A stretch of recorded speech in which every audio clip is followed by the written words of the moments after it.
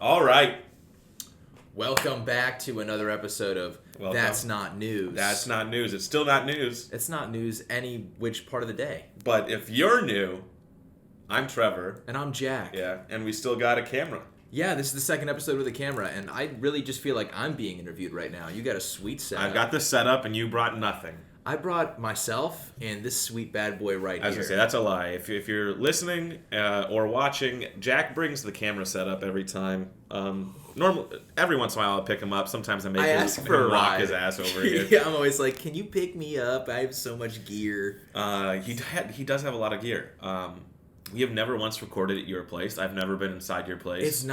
It's not a recording friendly space. So we're not really friends is what I'm saying. No, we are friends. I'm in a nuclear bunker and I'm sparing you from the stench. Oh, thank you. I appreciate that. It's disgusting down there. I have had quite a few people ask me recently if we were friends before we started doing our stuff together. I didn't know who you were. I had no I put something out on Craigslist and said, "Hey, anybody want to do a podcast with me?" Yes. Men seeking men for podcast purposes only. Oh, yeah. Serious inquiries only. Platonic podcast. We did work at Second City for like a month-ish together. Yeah, I think I approached you early because I was like, I know how it is there. Right. I know people can be a little bit like facey. But everyone's nice. It's just that like everyone, everybody's in their groups, and everybody's doing their own thing too. You know? Right? They're not everybody's grinding during the day, and then you come and do a night job. Yeah, sometimes I like to just sit down. Yeah, for like 7 hours. Yeah, sometimes you need those sometimes you need a day to sit. But it was like a weekend or something like that, and then I was like, this kid seems like a nice guy. Yeah. And you're not a kid, but I was like, this kid seems cool compared to me. I'm 22, so I'm actually the youngest person alive. Wow. Yeah. That's a good fact. Yeah. The more you know. Yeah, so. Yeah. You also might have noticed haircut. So we got a haircut. New hair. I've grown hair on my face, and he's lost hair on his head. And let me tell you, wait till you see our next sketch. It's going to point out exactly the things that we were just speaking. It may or may not be about haircuts. So, Lots of quality stuff. yeah. Really diving in deep to social issues. The deep things you like to see comedy about. But we did start our stuff, like the first episode of our podcast is us getting to know each other. Basically, the first like 4 or 5 episodes. It was like a bunch of icebreakers. It was like, so what's your family life like? Why'd you move to the city? Are you good with kids? Yeah. Exactly that. Yeah. Why'd you move here? What was your goals? It's been really cool so far. Seriously, you are a good friend. Yeah. I'll say that on the podcast or off the podcast. I think you're probably my best friend in Chicago. Don't make me cry on camera right now. This is, and the word is cry. Holy. The word is teared up emotions. Yeah. No, because I've got a lot of close friends, but none of them live here. So I think, you know. You're my Chicago homie. Yeah. But it's just that. We Once can I be leave more the than city. that. Don't say that. Don't go back to Peoria. I want you to meet my parents. I'd love to. Honestly, we'll Trevor's mom, your chocolate pie, I'm still dreaming about it. It was incredible. Yeah. Incredible. I hope you're listening, even to this moment. One of my favorite desserts. I will throw that out there. I still think I was texting them the other night, and they said that since we do a video now, that it was going to be their Friday night viewing or something like that. What? So I don't know if they literally sat down. You're going to spend an hour of your Friday listening and watching us? I was like, fantastic. Don't do that. Yeah, don't do that. Do it on your way to work. Yeah. But don't watch us on your way to work. You don't want to get in an accident. But unless you do want to get in an accident, then watch it. My girlfriend's great. She'll I'm not trying to incriminate her, but she'll watch Netflix while she's driving. If you're in like traffic, I'll do that. Okay. You know, she's not alone. That's good. Yeah. She would glance. She's like, I'm just watching How I Met Your Mother. I've seen it a bunch of times. I'll just put it on. Yeah. And it's like I fall asleep to stuff too. Like I know the jokes and I know the scenes. Now you're playing footsie with me. We've been touching toes underneath the table. No, like I'll watch Chris D'Elia's podcast or something like that. Because I don't have to watch it. You could glance. Yeah. Just a casual, like, oh, what's he doing Or now? if I'm at this, I'm at a stoplight or I'm bumper to bumper. Not in an accident, but traffic. But well, I had a little fender bender. I'm going to be watching Netflix. I'm waiting for the cops to come. I'm waiting for the person to give me their insurance. I'm going to watch a podcast. I don't want to just sit there. I'm a millennial, okay? I'm going to watch a podcast. Oh, absolutely. Not only watch, but just consume in any which way. Right. Hurt your eyeballs. Why are there these studies now where it's like your eyeballs are strained? You need to have these special drops to help your eyeballs because all you're doing is looking at screens. Right. And I find myself doing that a lot more than I have been. Is that a weird thing? I check my phone more. I'm on my phone more.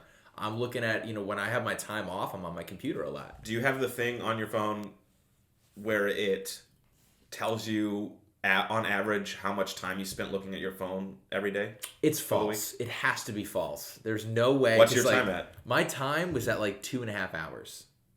Oh, see, because I felt like mine was pretty low, but mine's higher than that. What? Yeah. Mine was at 2.5 hours, but I'm like, there is no way that I'm looking at my phone for 2.5 hours a day. The readings are off. Maybe I have my phone unlocked and it's up like this for a little think bit. about it. Anytime you go like that. That's a couple of seconds. And if you're listening, you didn't know what I did, but I looked at my phone for 2 seconds. That's 2 seconds. But then... if you do that 300 times a day... I think it also thinks, if you leave your phone on, that is counts music? too. Does music count? Listening to music? Because I listen to music for probably 3 hours a day. Same. To be honest. If it's train rides, car rides, whatever it is, or a podcast. But I'll listen to That's Not News. You listen to ourselves. I did listen to us on a walk the other day to Second City. I was like, I'm going to listen to us and see how shit we are. Is it cringy? Is it good? Are we working on it? I'd say we're getting better. Yeah, I think our last episode was the best episode we've had. So go and watch it. Decoration. You can watch it. You can listen to it. We're gonna plug shamelessly. Yeah. Speaking of, before we get in, if you're here, if you've been watching, if you've been enjoying, go ahead and we'd love it if you followed us on our social medias, on all of our platforms: Twitter, The Real Jack and Trev; Instagram, The Real Jack and Trevor; Facebook. Also, I think it's just Jack and Trevor. Jack and Trevor, but Facebook isn't as fun as all those other ones. YouTube is just Jack and Trevor. Go ahead and subscribe there. We've got this. We've got sketches we're putting out. Planned too. We're gonna get some new photos. Yeah, we got to do a photo of our shoot. channel. I think that I already have a good idea of how we can make the photos look better. Absolutely. It requires Photoshop and Lightroom. Nice. The two things that I have, and then that camera there and a better lit scene. And we've got a lot of planned projects. We literally nonstop talk about different ideas that we could do. So, I feel like weird sometimes when even at work or something we're talking about it and I'm like, later. I don't want people to think that's all we talk about, even though we do talk about it a lot. Yeah. But who cares? I should just not care as much. Nah. Just be like, yeah. You got an idea, share it, whatever. Yeah. If whatever comes to your head, you don't want to have it pop out of your head. You gotta share it. Yeah, especially if I can't write it down in the moment. But how about we get into a word, okay? I'm game. We've plugged. Go follow those right now. Take a break. Go follow those right now. Now we're getting into the word, all right? Plugged for 10 minutes. Uncertainty. Oh, uncertainty. I guess, I don't want to rope in our careers, but that's immediately what the career comes to mind. Right. With our parents or my grandparents, they're afraid of the uncertainty. Right. Sometimes I'm afraid of it too. Were they afraid? Yeah, I think to a certain extent, our lives are filled with uncertainty every moment of every day. Yeah. I don't know if that's true. We didn't go to school for real, quote unquote, real jobs. Yeah, so I don't know if that's part of that as well. Like, if you go to school to be a nurse, is there a large amount of uncertainty? There can in be. that. Yeah. I would say if you're not good at school, maybe, but... Yeah, if you don't go to nursing school and you say you're in nursing school, yeah, that's probably an issue. But were your parents super supportive of you being like, hey, I'm going to go study comedy? Yeah, they were, which I felt a little weird about almost. Like, my parents were so supportive, which they still are. I cherish that, and I love that so much, and I hope to do that with my children eventually if I have any. I plan on it, but they were just nothing but supportive, and I almost didn't know how to take that because in all the movies and stuff that I've seen growing up, or other people confessing that they wanted to do this or saying that they wanted to, it wasn't dealt with open arms. Right. Yeah, it's usually like, oh, ew. You okay? You right? You're trying to do this. You're quiet. You're a nice kid. I'm like. That doesn't, do I have to be a troublemaker to enjoy comedy? Do I have to be that kid in the back of the class that's like, fuck you, teacher? To be like, I'm going to be a comedian. Right. No, you could literally be in whatever stage of your life and still enjoy it or want to pursue it. How about your parents? Were they supportive? Oh, absolutely. Even from a young age. And it's not because they're listening. No. Right? Same with mine. We mean it. No, they were very supportive of me getting involved in, of all three of their kids, of my siblings, of getting involved in the arts at a young age. I think all of us started piano pretty young. All of us started orchestra in 4th grade. Like, I think my sister's probably the most musically talented of the three of us, but all three of us have been very musically gifted. I have thrown that away to a certain extent, and I'm kind of sad about that. I wouldn't say you throw it away. I just haven't utilized projected it into a different. Your creativity was projected into a different medium. Right, but I could still be like a great piano player on top of being a performer as well. Right. But they were doing that. I remember we had something called College for Kids growing up. Like when you were in middle school, you could, if you scored well enough on like standardized testing, I think you got invited to these summer classes essentially. Shoot. And you got up at like fucking 7 a.m. to go to a college in Cedar Rapids. And oh my god, as like a 7th grader? It wasn't college classes, it was like cool offerings. But you signed up. What you did, you signed up, I think you put your preference 1 through 9. And at that point, my dad's an architect. I wanted to be an architect, so one of my top ones was architecture. Ended up getting into that class, and we designed a kitchen with SketchUp. It's an application that you design stuff with, I think. Yeah. And then I think I took a Tai Chi class. Ooh. And then that sounds pretty. My parents were like, they give you the whole pamphlet, and my parents were like, "Oh, there's a show choir class, Trevor. You should take that." And I was like, you know what? I don't know if I should do that. You're still at that moment. You were a little bit like, I don't know if I want to do this. I was like, I don't know, And I think at that time I was also trying to be like one of the guys. I had started track that year, sports. I was like, dude, I'm a dude, all right? I don't do show choir, all right? I don't dance and sing. I regret not doing it earlier. Right. To be completely honest, if I have a regret, which you're not really supposed to, I wish that I didn't listen to the other people, right, or like the bros, right, and did what I wanted to do when I was like 11 or 12. Yeah. Well, the only reason I was doing choir at that point was because some of my good friends and some guys that played sports were still in choir with me. My friends Johnny and Ryan and a couple others were still in there. And I was like, oh, this is fun. Like, the guys are here. And they're like, you should do show choir. I was like, no, I'm not. And they convinced me to put it. I put it as like 7th out of 9. Oh, wow. So it was and I fucking got into it. They put me in. It's a sign. And dude, I was the only guy. Really? I was the only guy. Respect. And no, I mean, at that time, and still today, honestly, I didn't know how to talk to girls. So you're still saying to this day, you're like, I don't know. I can be friends with girls, but in a romantic very way. Easily. Yeah. Like, it's very comfortable. I think I've always struggled to have genuine and long-term relationships with other guys. Like, I've always struggled to maintain friendships in that realm, and I don't know if it's because I just don't get it, or I'm not like stereotypical in a lot of ways. I am stereotypical in some ways, but I've just always had much closer friends that were women than, or I should say female, than male. Yeah. And so I was there, and we'd be doing songs, and literally every time we were doing like what's the song from Hairspray? You're asking the wrong person here. I just know that John Travolta was in it. It was like, Link, your porky's ready.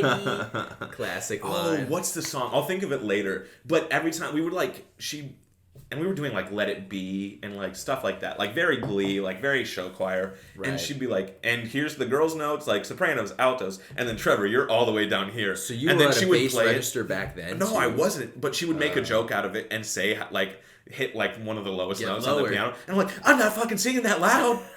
Don't point. Hey, don't call me out every time. I can't carry us all. Okay, yeah. I'm just a boy. Damn. Oh, and there was a girl I was from the neighboring town that was in that class, and I was like, oh, she's so cute. She was 2 years older than me, I think. But it's that like teenage love or preteen love where you're like, everything about you is unbelievable.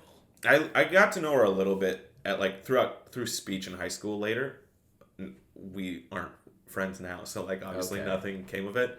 And not like in a things fell out, but just in a, I mean, she went to a different school. And then, just lost connection. Again, she was 2 years older than me. And in high school, that's very different than like 2 years in college or 2 years in the adult world. And it happens, you know? You lose touch with people that you think you're going to be close with. Like, I was like, at the end of high school, there was a bunch of people that I'm like, they're my day ones. Like, I still communicate with them, but the move here didn't help in any situation. But then, like, going into college, then my parents were they were like, I remember when I told them that I want to be an actor, because I had thought about being like architect, psychologist. I had thought about being a youth minister at one point. More conventional, traditional. I thought about education, like elementary education. And we were in a car to go to this person in Iowa called the College Whisperer. The College Whisperer? Yeah, and I can...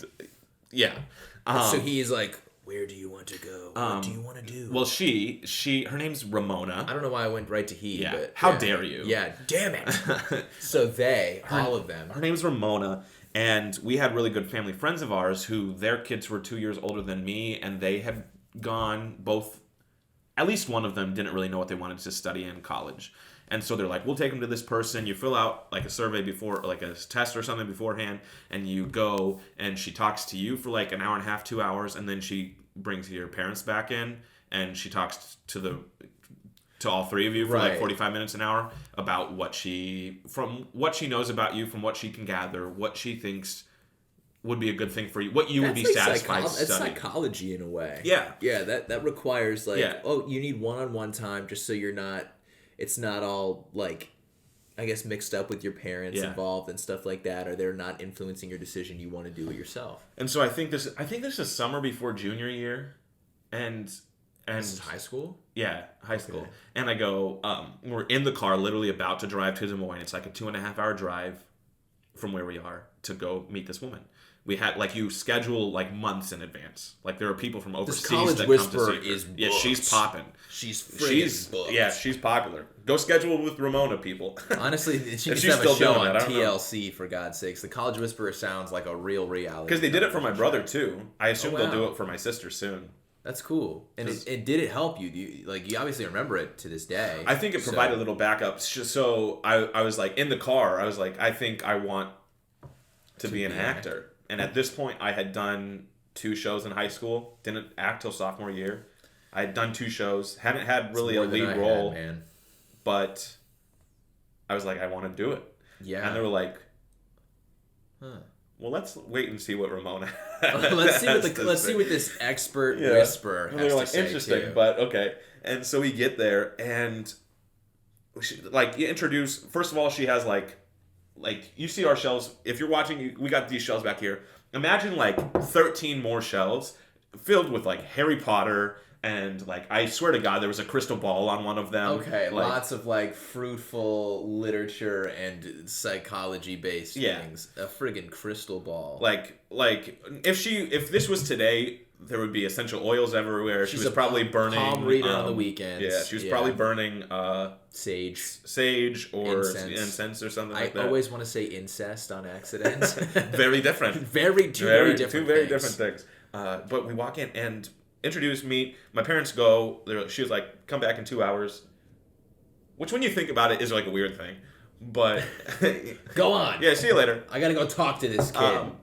And it's in her house too. It's not like at a place. It's not in an office. She runs her own business. I operate out of my home. And so you're sitting at the table. She talks to you a little bit, and then I feel like we go in her kitchen, and then you stand at the counter, and she stares into your eyes for like 3 to 5 minutes.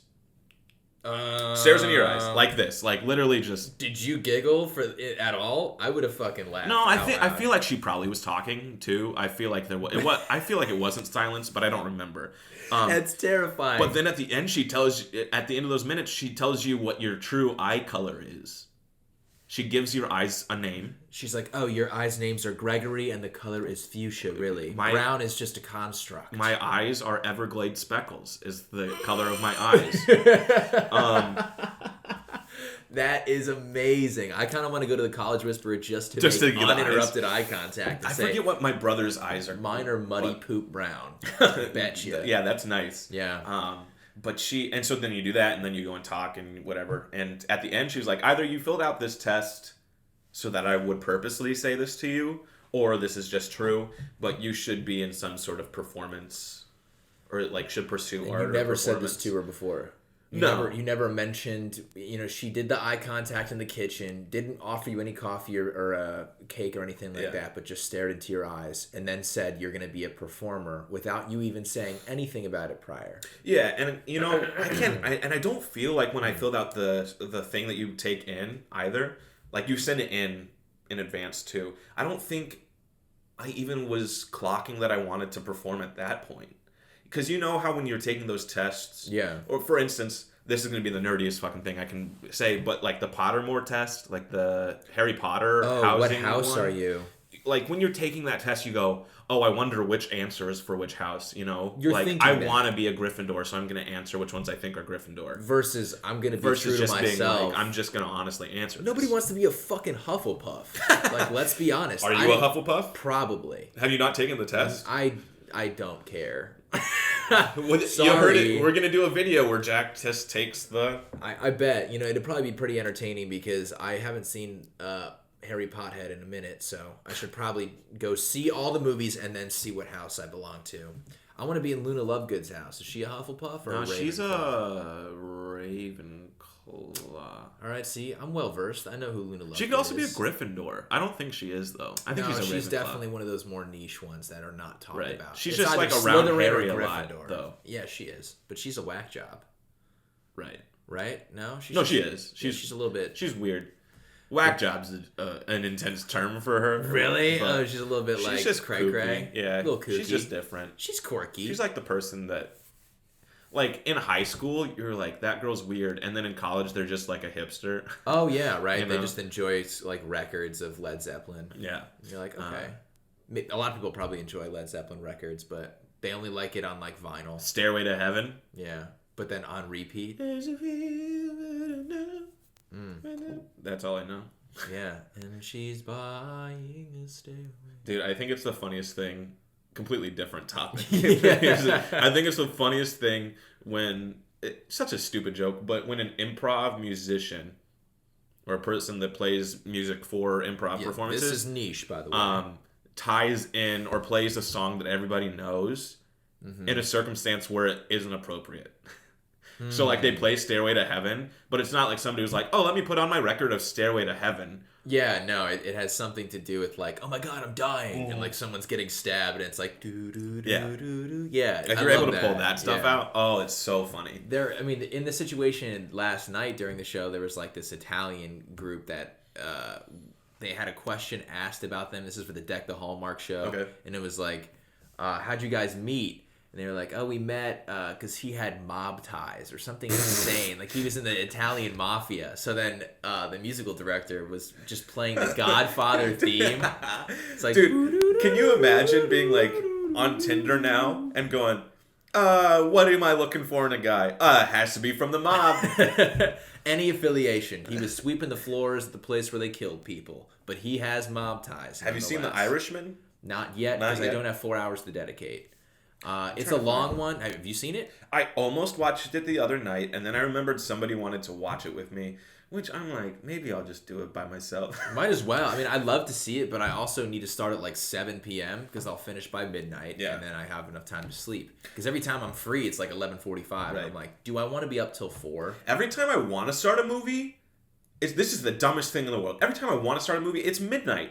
Yeah. And I'm like, well, I guess it's a late night for me. You make that decision, or you're like, I'm going to watch some TV, but then you watch 2 hours of TV, and you're like, I could have spent that 2 hours watching a movie. You're like, I've rewatched Always Sunny 3 times, and I could have watched a bunch of movies. Yeah, that was literally an hour and a half. So I feel like when you have the decision between movies and television nowadays, you are dealt with uncertainty because you don't know how much time you want to dedicate. Right. Is this going to be a shit movie? Am I going to waste an hour and a half of my life? Right. Am I going to waste 2 hours of my life? Or even trying a new show Right. that people are talking about. I've been told by so many people, you need to see The Good Place. It's good. I'm sure it's good. But will I take the time to see it soon? I didn't I had been told that for like a year and a half. Before you were like, and then I finally watched it. I need to see The Good Place. And I still haven't watched the most recent season. Okay, so you're just saving it. You're kind of like... I should watch it. I've heard it's good. And it's the last season, too. I wonder why they stopped. Michael Schur was like, I have a specific story I want to tell, and I don't want to make up more. Like, Mike this Schur? is... Or he makes Brooklyn Nine-Nine. Yeah, Michael Schur. Yeah? Okay. I didn't know if it was a different Schur. SC, Yeah. He was like, this is the story I want boy. to... Yeah. Yeah. But it's good. Everybody's been talking about Succession. That's one for me that... That's like, a show. You've talked about... Don't know why. After you started talking about it, everyone was talking about it. Turned the show on. First episode was just kind of like, what the fuck is this? It's just weird. It's like a documentary mixed with drama, mixed with comedy, mixed with... Like, it's just genre bending. Mm-hmm. It's a really weird show. But then I took a break after the first episode. I'm like, I don't know if I'm invested in this. And then I just went right to episode 2 and was like, I like this. And right. Binged pretty much from there on out. Sure. But, tying back into, like, uncertainty a little bit as well, with, like, when you were with the College Whisperer, you were totally certain after that moment that you wanted to, like, pursue performance? Yeah, I think so. I think, because then, like, we went on college visits and everything, and my parents' big thing, they were completely behind it at that point. But they were worried about the job market for me. Financial afterwards. security. The like reality of me being able to take care of myself after school, and that's ultimately why I ended up going to the school I went to. I felt like those professors and the head of that department at Bradley, shout out Bradley University, Scott Canoff, that's my guy. He was the first head of a department that really set my dad at ease about being like, we'll give him the tools to succeed. It'll be up to him eventually whether he does succeed or not, but we'll make sure that when he graduates, he can be a thriving artist. He knows how to audition. He knows what to do when there's slow work. Right. And it wasn't like he was promising that I was going to be a good performer because he hadn't seen me perform at that point. Yeah. But I feel like I don't know. It felt like we both latched on in similar ways where it was like they were interested in me and I was interested in them. Almost like you would think of more of an athlete going to a school and being like... Right. Like they're making their choice. Mm-hmm. Like, oh, they have all the tools. They can go here. They can go there. But right. There was a good connection here. I felt good about this school. Uh-huh. And I did not have that similar experience. I did not have that experience at all, Really? really. I applied to one college, and that one college accepted me. They deferred me for summer, and I took it. Okay. So I basically was like, oh, you can't get in unless you take summer classes. Mm. And since I scored so low on the ACT with reading, because I had like ADHD. If you... Oh, probably like a 16 in reading. Oh, yikes. But I had like a 33 in math. So it offset. Right. For some reason, I was like mathematically What was gifted. your average? 21. Okay. Still really low, but math saved the day. My sister was going there, and that definitely helped me, I think, get into the school, because it's like a pretty hard school to get into now, Sure. as far as like you have to have high test scores and all these good grades and yada, yada, yada. I mean, I scored high in school. I had like a 4.3 GPA. It was like up there. So I was a good student. I just hated taking those tests. Right. All the pressure went on to me there. It was just like too much. Yeah, they're really problematic when you think about it. Oh my God. Yeah. It's like, I didn't honestly, have issues with them growing up. What did you score in the ACT? 32. Oh, you genius. Damn. I got a 36 in science. Wow. I think I also got a 33 in math. So that's like a perfect score So in that's science. yeah. So that's like science when your helps. parents are like, Huh. "Dude, what are you doing? You Yeah, got a 36 and a 33 in math and science, and you're not going to do anything with that?" Engineer, Yeah. please, God. And I'm like, But you already know you are intelligent in that way. You're book smart. I was more like hands-on. Yeah. I really enjoyed like learning from somebody performing almost, or like physically doing it. Right. PowerPoints weren't there for me that much. I didn't like lectures at all. right. I was uncertain, honestly, about what I wanted to do. I wanted to be in front of the camera. I knew that somehow. But I initially wanted to be on the news. I wanted to be like a broadcaster. Sure. Or like a news person, if you will. Yeah. I think for me, it was just like, I always enjoyed knowing things. Because I hated studying. I never studied. But you enjoyed knowing. But I just enjoyed, like, it's why I know a bunch of... It's that time, baby. It's that time. I gotta do the pause and play again. We're recording once again. I don't know how many minutes that was, but yeah, who cares? If it was like literally like 15, 20 seconds maybe. Oh, good. If you're watching and you've been watching these, you make it far enough to that break. Jack's camera for some reason can only film for 30 minutes at a time. I don't get it. I'm trying to figure out how to get it like for a full hour, but it's not allowing me to. It's like something with a card space, whatever, but we usually have just little breaks in time. Yeah. And welcome back. We're back to the video element. We're here. But it's why I know a bunch of random things. It's whenever I'm a nerd in that whenever I have an interest in something, whatever it is, I want to know everything about it.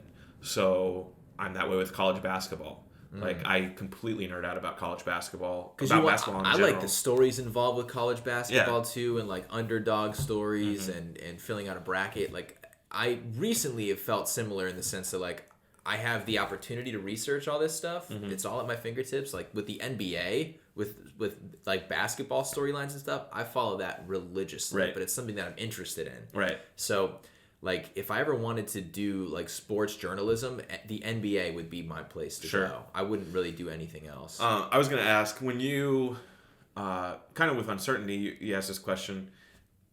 I feel like there's always something propelling me, even in my worst moments as an artist, where I'm like, man, I either suck at this or, you know, it's not fulfilling me, or I hate the show, or I've very rarely had that moment, but, you know, I'm just not in a place where I'm ready to, or in a place for that. Have you ever been uncertain about your future as a performer, or as like, do I really want to do this? Do I really want to continue this?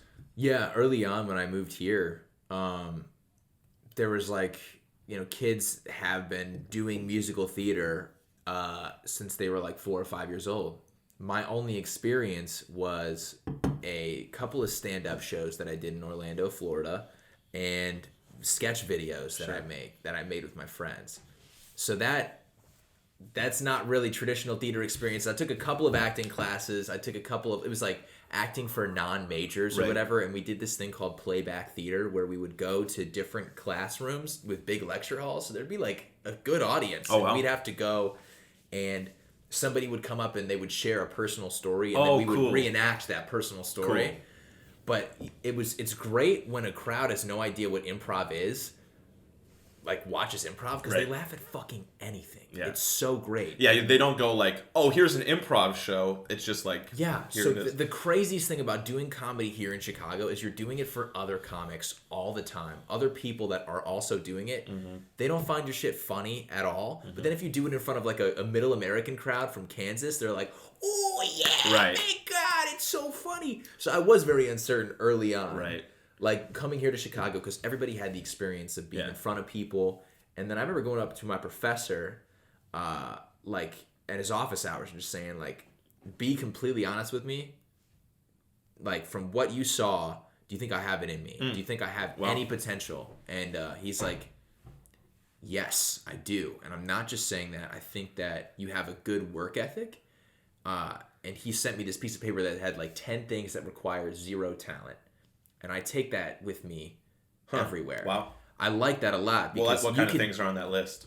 I need the list in front of me, but I know that it's you know, showing up on time is one of the things. Always being dedicated. Always taking care of yourself. You know, it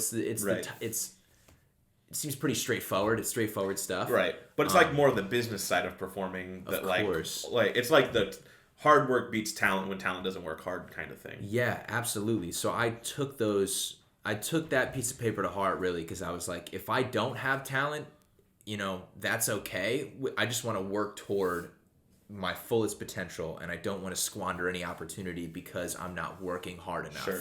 So I always know I give it like 110%. And even if like I wasn't naturally gifted at performing, I can work toward being better. Sure. And I always think there's room to improve. You could be the George Clooney's of this world and be 42 and get your big break. Right. Who knows? But thankfully we're in the position to be able to do that. Yeah. Thankfully. This isn't our only option. You're brilliant, obviously, Mr. Scientist, 36 on the ACT. Like, there's other ways we can succeed, but thankfully we're choosing this. Yeah, this we choose to make fart jokes on a podcast. Right. That's what we choose. I had skill with radio and television production. I'm still looking for a job with that, but it's coming soon. But I use that for comedy purposes and for entertainment purposes because I like doing it. Right. So why not? Absolutely. So that's dealt with that uncertainty early on with like, do I want to do news? News was depressing. I always tried to make my news stories funny in college, and my professors hated me for that. They were like, talk about serious issues. And I'm like, no, like, why not? I would always get laughs, and my professors were just in the corner like, fuck this. Do satire. Yeah, right? They're like, okay, John Oliver. I'm like, that's doing John Oliver a disservice. I was nowhere near that. But that's funny. Yeah, I did news in high school, and I always made the school news funny too. I would just do dumb stuff on the news. And I was like, I enjoyed entertaining people from behind a camera. Right. How do you feel? More behind the camera or live? If you had it one way or the other, this doesn't tie into uncertainty whatsoever, but I'm just curious to know. I don't know. I go back and forth because I think the thing that really interested me that got me interested in acting was when I took it was called film as literature, but it was a class I took in high school. It's a film class. Yeah, and it counted as, like, with our English program, you needed, like, certain writing requirements, literature requirements, and I think there was a third one. And so it counted as a literature requirement, but it was film. And I was like, dude, that's right up my alley. At that point, it was my junior year, so I had just decided I wanted to act. But watching movies, I was just like, I've always had that, like, I want to make people feel the way I feel when I watch movies. Moved, right? And part of the reason I think I've been so comedy focused since I've been here is working at Second City, watching the people, the audiences in those rooms, watching them laugh and have the time of their life and smile and whatever their days were, like, you know, how shitty it was, you know, they could have gone through a breakup or had somebody in their family die, or, you know, you have people come up to you and be like, man, I've had such a terrible day, or whatever, but just be excited to be there and have smiles on their faces. I was like, I would love to be able to do that for somebody. Well, even if it's through a medium though too, right? Would you feel similar? Like, if you know that the stuff that we make, you know, brightens people's day, even though they're looking on their phones. Absolutely. For it. Like, I'm all for that. Like, in any way possible. If I had the opportunity live, I just don't think that I have the live skill set. Sure. I've been told by friends of mine, like, oh, you shine behind the camera, and I'm like, that's good. I'm happy that I do that. I think, I don't know, being on stage, and I've been on stage in plays, in musicals, in improv performances. It's honestly one of the coolest feelings in the world. I love it. It's such a rush. There are people that get on stage. Nervous, though. I get nervous literally every time. Yeah, the heart's beating. It feels like I'm gonna vomit before I perform. Oh yeah, it's great. Still to this day, you got to just fart out a line first, even if it gets no reaction. You're like, I'm here, I'm talking. I can't leave now. It would look weird if I left. Even not just for improv, for plays too. And I shake too. Sometimes it's uncontrollable, but. I don't know. It's just such a rush. There are some people that black out when they get on stage and they don't remember they don't remember the performance when they get off stage. And they're just going through the motions. Not even going through the motions. They might give the performance of their life, but they just don't remember it. And you have to train yourself in a certain way to remember it.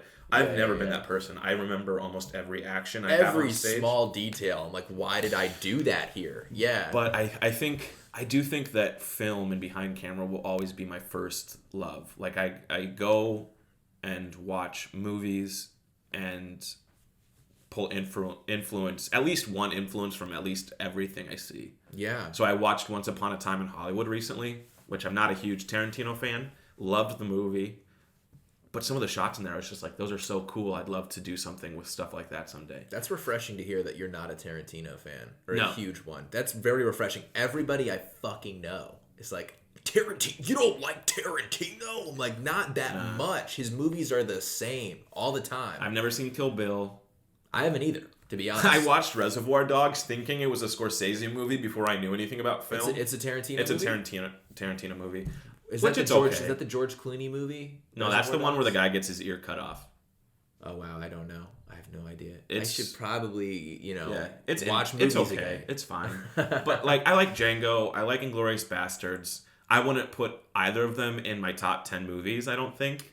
Django's Maybe great. Inglourious Bastards. I do think that one's really good. Django's sweet. I love that movie. I wouldn't put it in the top. Welcome to our podcast. This is now the most white boy thing ever where we talk about Tarantino. But it's not a in a twist positive where way. we don't like it as much. Yeah, it's just okay. It's just okay to us. We're not like, I friggin' love him. It's too much. There's just such a craft behind camera work. Like, I love cinematography. I love... My professor, I directed a show my senior year at Bradley. Mm-hmm. And my professor, Scott, who I became very close with, he was kind of like my father at school. I think I kind of became a son to him in some ways. He came up to my family afterwards, not with me there, and they told me, he said that I would have a good career, could have a great career as a performer, but I could be a brilliant director. Wow. Which I was like... You see in a different lens. Because I do look at everything, and sometimes when I'm acting, I am like, how does this look outside? Which is something you can't necessarily concern yourself with as an actor. But just go full on Clint Eastwood, dude. Yeah. Just make a bunch of action Right? movies and then just be like, I'm gonna direct. Well, it's what we're doing. It's like, just create your own stuff. And, I told you about the film. Like, focus on having it get better every single time. Yeah.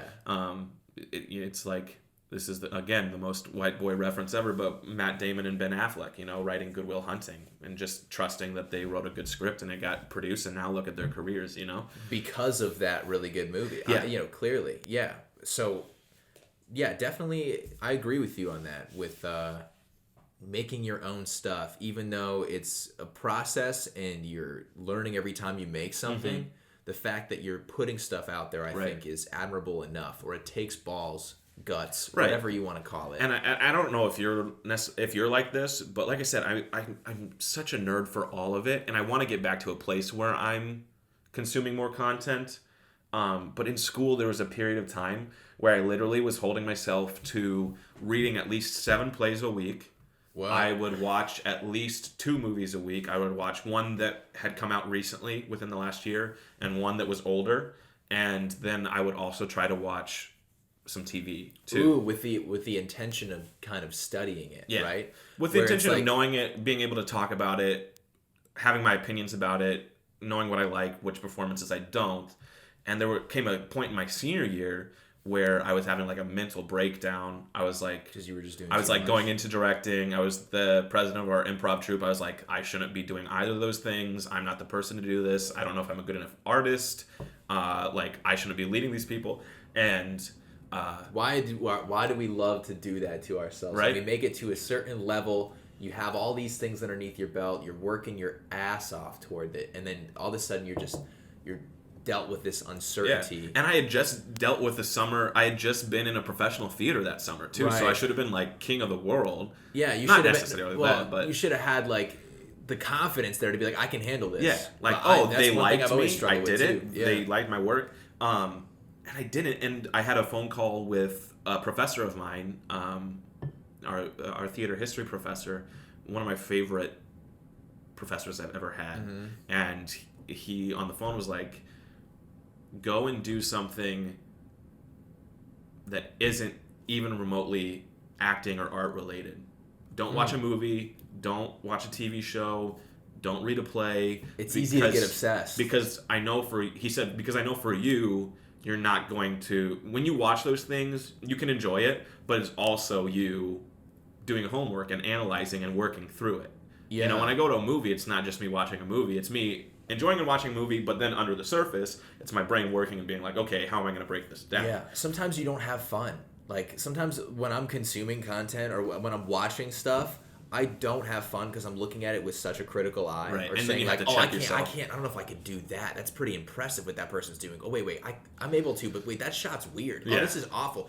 Why am I, oh, this is a bad decision here. Yeah. And then I'm like, what the fuck? Like, I can't just sit down and enjoy anything. Right. But then there's a new Netflix show that kind of like takes a dive into like how these movies were made. Last night, I don't know why I turned this on, but I enjoyed every minute of it. It was how Die Hard was made from start to finish. What's the show called? Oh man, I wish I knew. It's the movies that made us. The movies that made us. There's like one on Home Alone. There's one on Dirty Dancing. There's one on Die Hard. Die Hard was a hit, and I didn't know how big of a hit it was until after seeing this. Best Christmas movie of all time. I put it up there, and it is a Christmas movie because it has the theme. It has this like friendship theme to it. It's on Christmas. Ghostbusters was also there. I really liked the way that it told the story, and like I didn't know Bruce Willis was a television actor before that movie. Had a couple of movie roles that were not strong. But then he was paid $5 million for this movie. Damn. Became the highest paid actor in the world from this movie. And people they were very skeptical about it. Certain shots that they had that were like iconic. Right. They're all uncovered in that sort of like documentary about how it was made. I thought it was super interesting. And I wasn't looking at it with this critical eye. I was just kind of like, that's pretty awesome. Now I know more. I'm more knowledgeable about it. Versus like, I'm consuming the show and I'm like, this show sucks. Why am I watching this show? Right. Like, it's easy to fall into that trap. But yeah, I don't know. That's interesting because I don't know.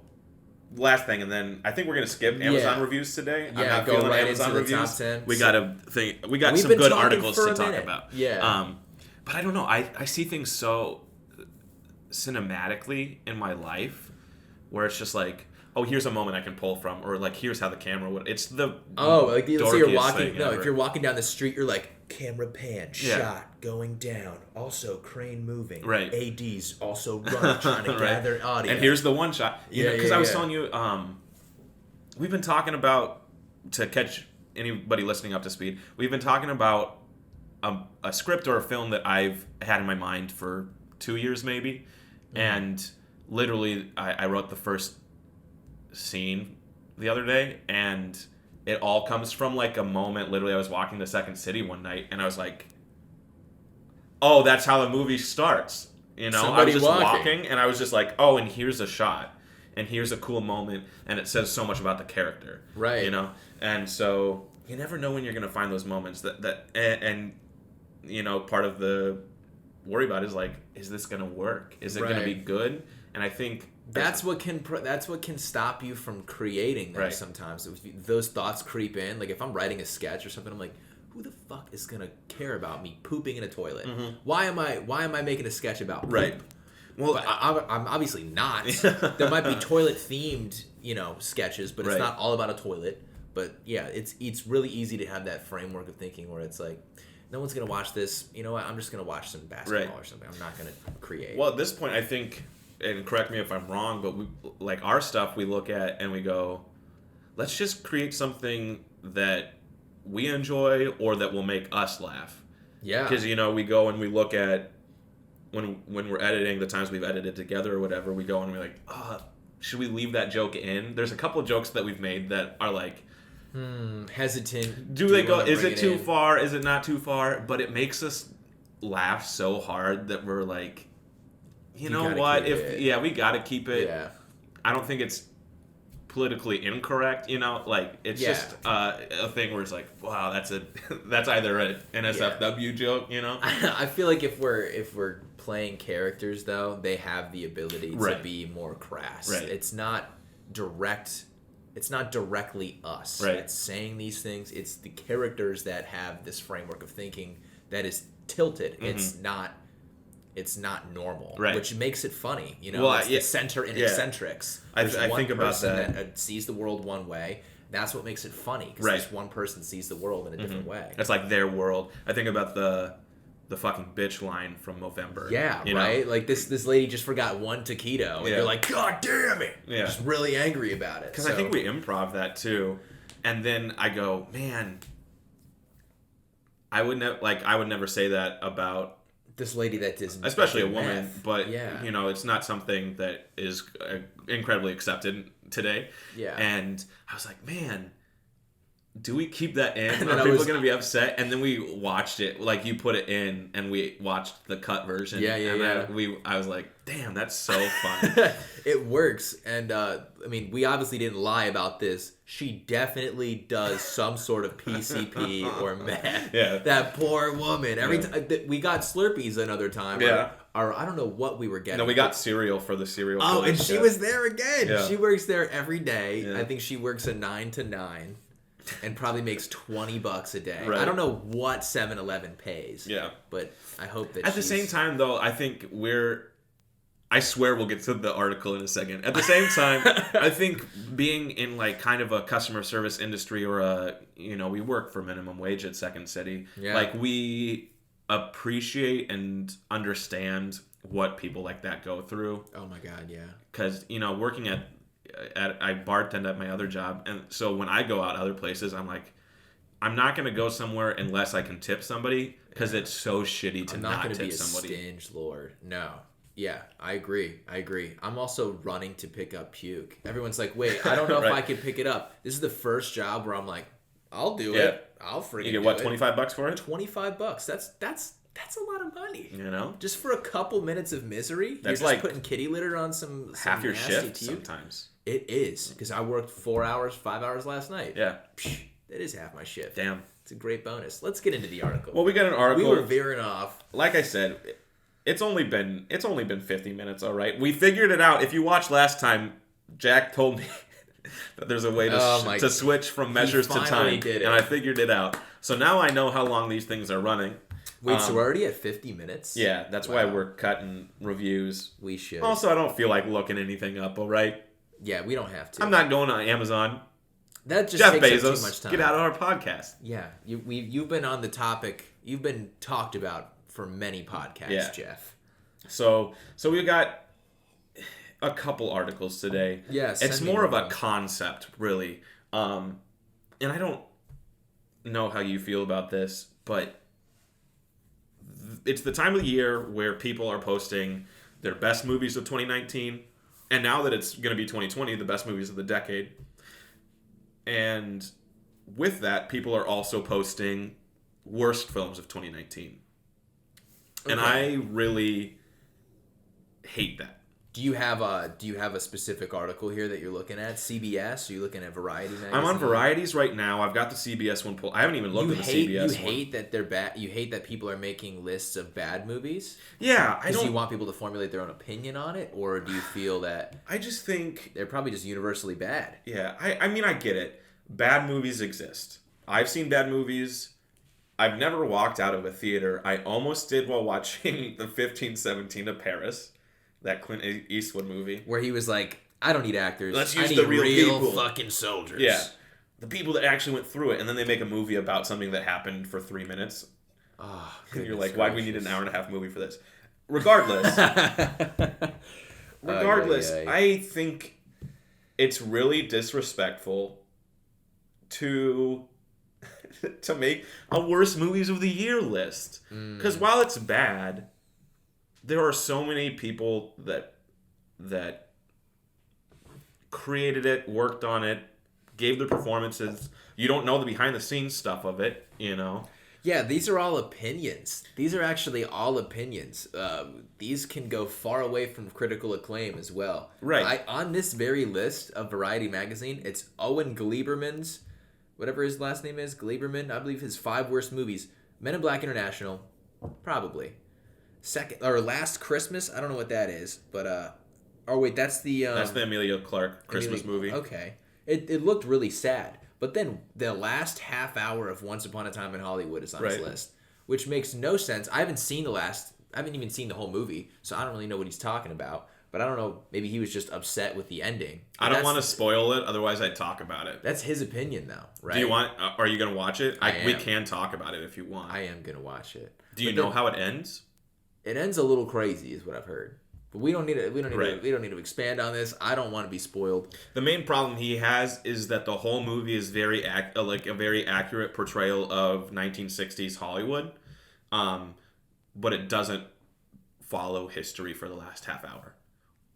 Which, I mean, kind of seems like Tarantino. Right. It's on also Rick Dalton, Leonardo DiCaprio, and Brad Pitt's characters are made up.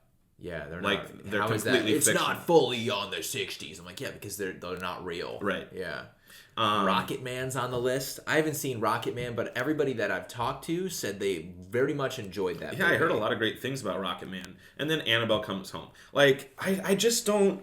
I get that being a critic. It's the third movie in the Annabelle series. Yeah, they're not good. They're probably not good movies. Well, The Conjuring, the second Annabelle movie is actually pretty good. Okay, the first one's bad. I can't make these decisions because I haven't seen them. Right. But we'll watch the whole. Well, here we'll do a series where Jack and Trevor watch horror movies. Can't do it. I hate horror movies because I'm up at night thinking about some Paranormal Activity shit. I don't.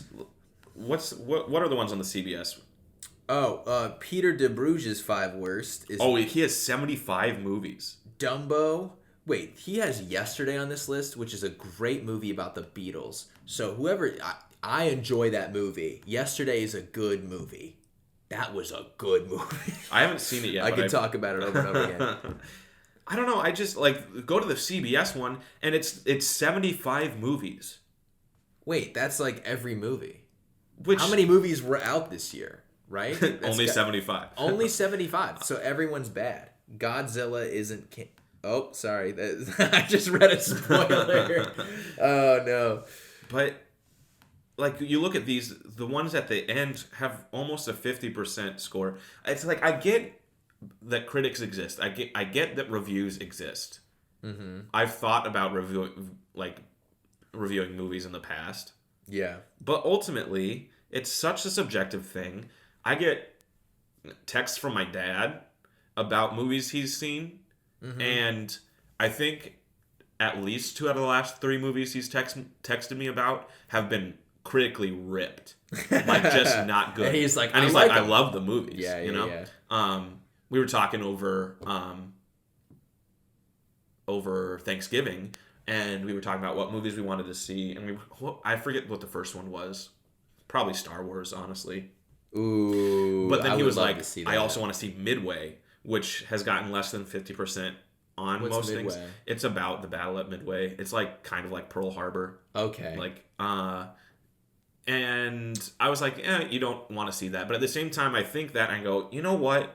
Just because something has negative reviews doesn't mean you shouldn't go see it. Yeah. It might mean that it's not necessarily going to be an award-winning movie, but one of my favorite movies is King Arthur and the Legend of the Sword, the Charlie Hunnam, Guy Ritchie, King Arthur. Guy Ritchie movie. I think it's so cool, and it got 20% or something. Yeah, like that. I genuinely liked the way it reminded me of Sherlock Holmes. I like Sherlock Holmes with Robert Downey Jr. I love Guy Ritchie's pacing. It's so fun, and Charlie Hunnam in that role was so good. But I just there's so much negativity in just writing an article that is the worst movies of the year or the worst plays of the year.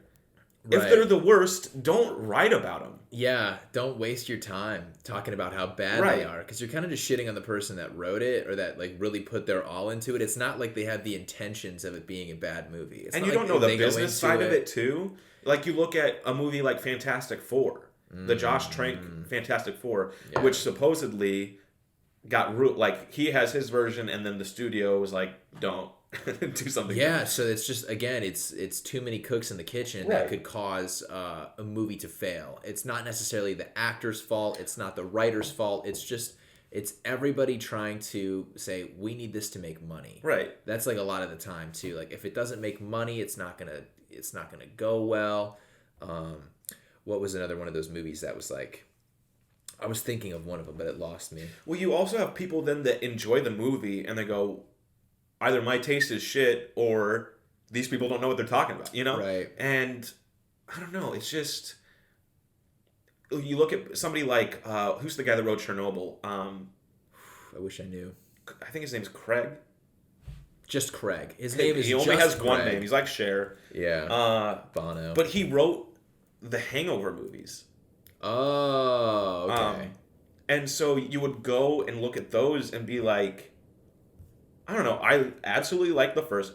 I like Craig Mazin. I follow him on Twitter. Nice. Which I follow a lot of like directors and film creators now, and they have ripped these articles to shred, like worst variety article of the year, you know? And it's just like, why waste your time? Yeah. Going through this. Rotten Tomatoes has made a huge business out of like make or breaking movies. Right. If the Rotten Tomatoes are not high, the movie fails. Look at Holmes and Watson. I'm going to go back and change this again because we have to hit play. Look at Holmes and Watson, for example.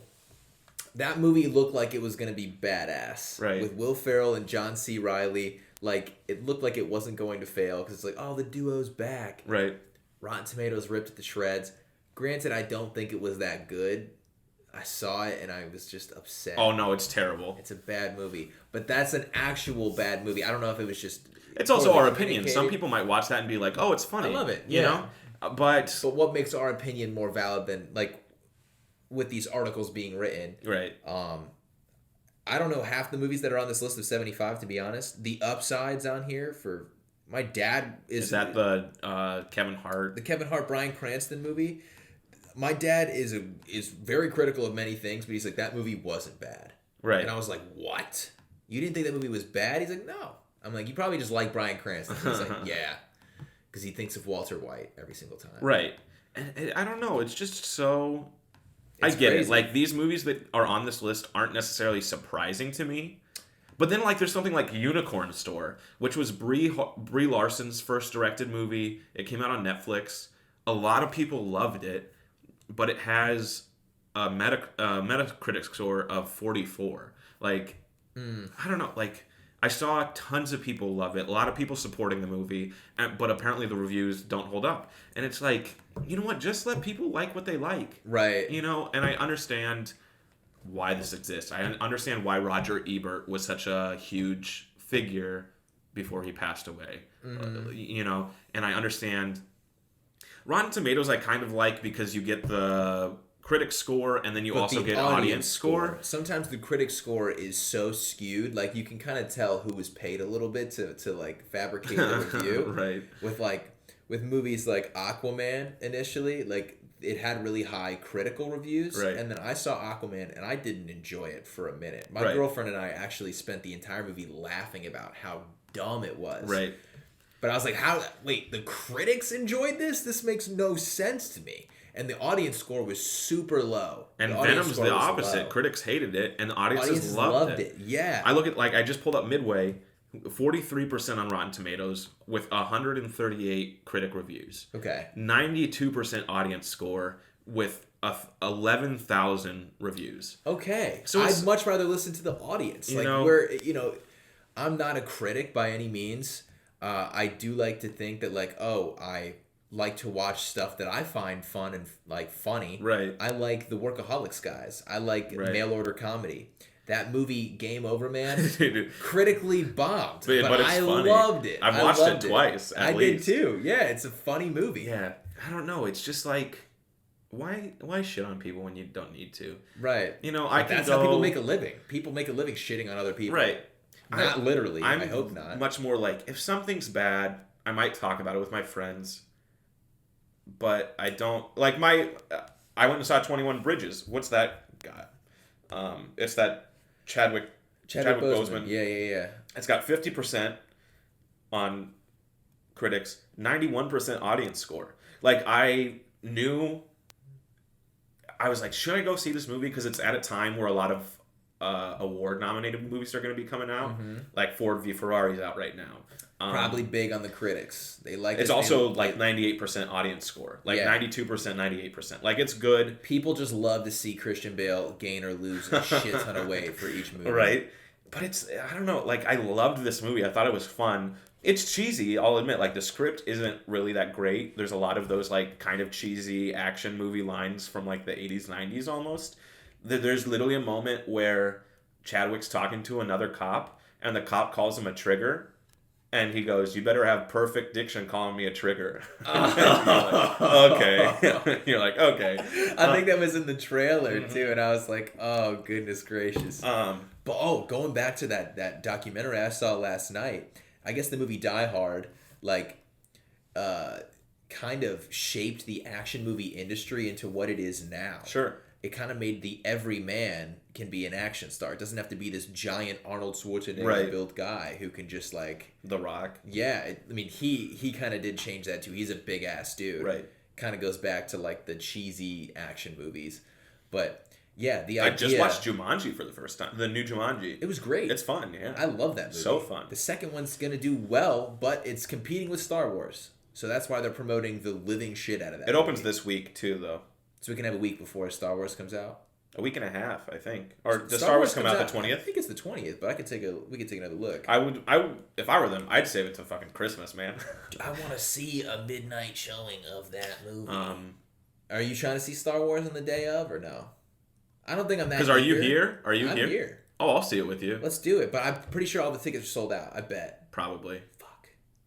Because I was like, I'll wait to see it with my family, because I'm sure my dad would be upset if I saw it without him.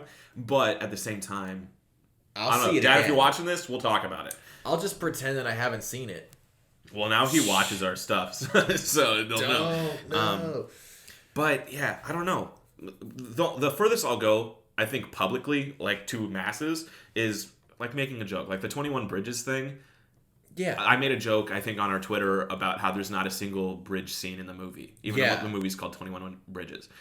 It's a fun joke. You know, it's a dumb like joke, I'm not like, joke. Yeah. Oh, like, go to hell, Chadwick, for creating a subpar movie. This like, movie sucks. Yeah, people that shout even further than these articles, which first of all, not news. Let's get him out of here. I love that Let's you stop blame it. Chadwick for the movie. Yeah, it's his Chadwick, fault. you suck. It's all your fault. It's not from the writers, the directors, the filmmakers, the big wigs that are funding the whole project. It's just your fault, Chadwick. Go back to making superhero movies. Well, that's why the Jimmy Kimmel mean tweets thing exists, because there are people that their lives are so sad that they go on Twitter and tag actors just to make, and not just actors, tag anyone to rip them. And it's like, why? The internet's a great thing, but it's also such a trolly thing where it's Lil like, Wayne come looks on, like a guys. crab apple. Yeah. It's like so sad. I'm like, Lil Wayne is one of the like friendliest people. Yeah. I mean, why do you make it? Yeah. The moment that we know that we've made it is when people start making fun of our content. Please, I want somebody to just roast us. Yeah. I'll take it. It'll help me with my confidence and self-esteem if somebody just shits on us. Then we know how we can get better. Exactly. You know? Anyway, that's my kind of rant. Sorry if I got in my soapbox a little bit. Not at all. I feel very similar about it, so we could just call it our soapbox. Yeah. And I think that could wrap the episode up here with that. Yeah, I think so. Go and see movies, even if they're not. You know, and like what you like, man. Stand by it. Yeah. Don't be a scaredy cat. If you like Dumbo, say you like Dumbo. Because we literally, I talked about 15 to 17 to Paris. One thing my parents love doing with me now is going to movies or watching movies. Well, kind of, because I'm very opinionated. So I've learned to, my mom has really pushed this, for me to say my opinion. Like, in my opinion, this. Versus this movie was this way. Yeah. So for my birthday coming up, we'll go and probably see 2 movies. I love going and doing at least a double feature, if not more. And one time I surprised him for a weekend, I think, in school, and we went and saw 1517 in Paris, and then saw Phantom Thread that same night. Okay. Which is one of my favorite movies. Okay. Just a brilliant acting movie. And my parents liked 1517 better than I did. I thought it, like I said, I thought it was trash. They kind of liked it. My mom liked it. And then we went and she was like, so am I not going to like the next movie? Because I was like, it's much more artistic, I think is how I phrased it. And we went, my dad and I loved Phantom Thread. My mom didn't really get Phantom Thread. Or didn't yeah. You know, or it wasn't her cup of tea. So it was like, you know, a movie that is heralded by so many people. There's a reason Oscar movies lose money on their like promotion campaigns, because they realize the average person isn't necessarily interested in going and seeing two people talk for 2 hours. The Shape of Water. Yeah. You know what I mean? Then all of a sudden, when it's up for an Oscar, everyone's like, oh, this is good. Everyone says it's good. Right. I should go see it. And then that's when it makes all its money. So, yeah. That's my thoughts on that. Be positive. Speak,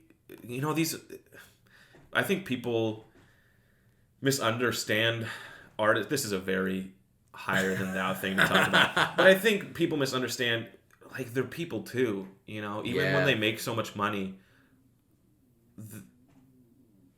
That was my stomach. You need to eat some food. It's the coffee, man. They just misunderstand. Like, they're humans. They're people. Even if they have status, whether they do it or not. If an actor doing something for the first time, like, I go to a high school. You go to a high school musical, not the Zac Efron. But you go, and it's not going to be the same thing as a Broadway show. You're not going to see the greatest performances of your life. Like, check your expectations at the door, maybe a little bit. But if you go and you're ripping those, like, come on, man. Yeah, same thing with, like, improv shows at our level. Go in with the expectations of, like, this is going to be something that I would probably create too. Yeah. Versus, like, you can definitely have your opinions on it, but then it's remaining positive, finding the good in each thing. And yeah, as you said, they're people too. Like, imagine being up for a Razzie.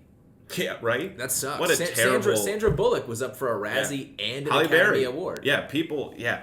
Crazy. It's dumb. It's so dumb. Here's for being a part of the worst movie. That sucks. Right? I would never want to be awarded with that. Oh, if I ever got nominated for that, I wouldn't show up. Unless I knew that it was bad. Own it, though. Unless I knew it was bad. If I thought it was good, I'd be like, okay, well, fuck you.